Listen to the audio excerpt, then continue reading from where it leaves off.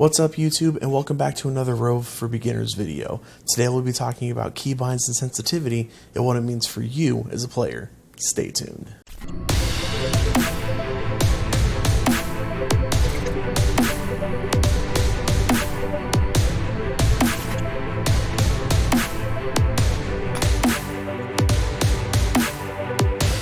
This will probably be the shortest video of the series, seeing as all I'm going to be talking about today is keybinds and sensitivities. So you installed Row and you don't know what the keybinds are or what your sensitivity is going to be for the game yet. That's what this whole video is all about.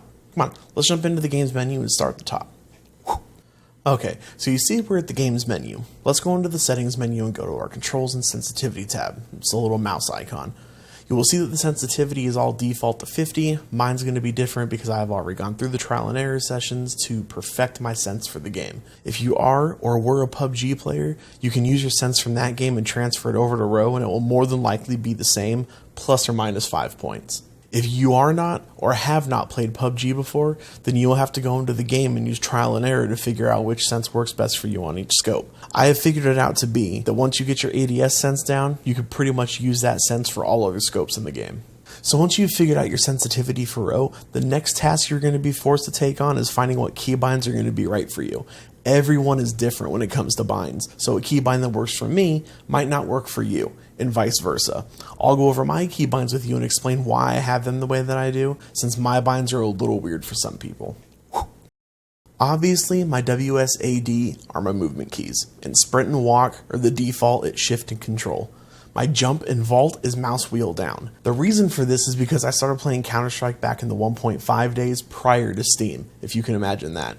If you remember those days, let me know in the comment section down below when you started playing Counter-Strike. Let's go back to the game.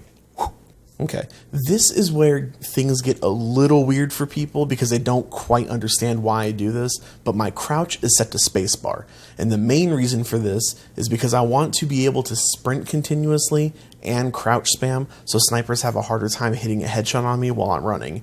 If you have crouch set to, say, control, you cannot do this because it's going to be hard for you to hit control while holding shift to continuously crouch spam while running. Prone is set to my mouse button 4, which is on the side of my mouse. Easy for me to hit instead of using the default, which is Z. My user interact is F, which is the default for PUBG, so if you're used to that, I would keep it at default. Caps lock is my auto run, so if I don't want to hold shift plus W all the time, it's much easier for me to jump and hit caps lock with my pinky as opposed to reaching over and hitting equals or the plus key. Such a pain in the ass. Anyway, default for weapons is 1, 2, and 3, with 5 being your throwables. I just simply moved my weapons to slots 2, 3, and 4, and kept 5 as my grenades, and 1 as my holster my weapon. The reason why I do this is because this was the exact same keybind setup I had when I was playing H1Z1. This is the standard that I hold across all FPS games.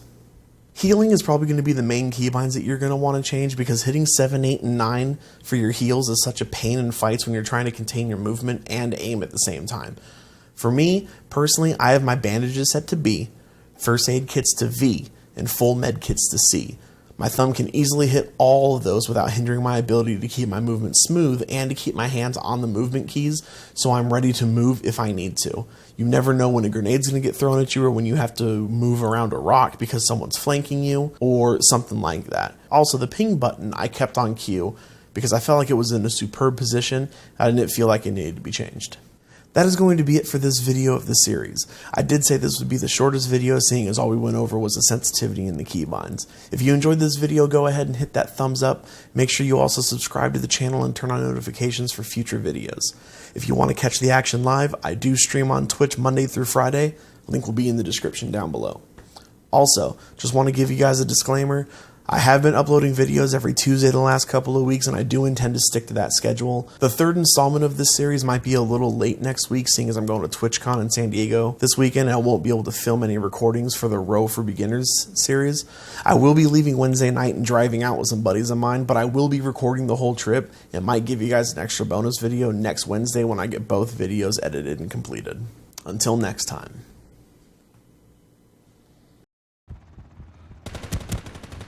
You know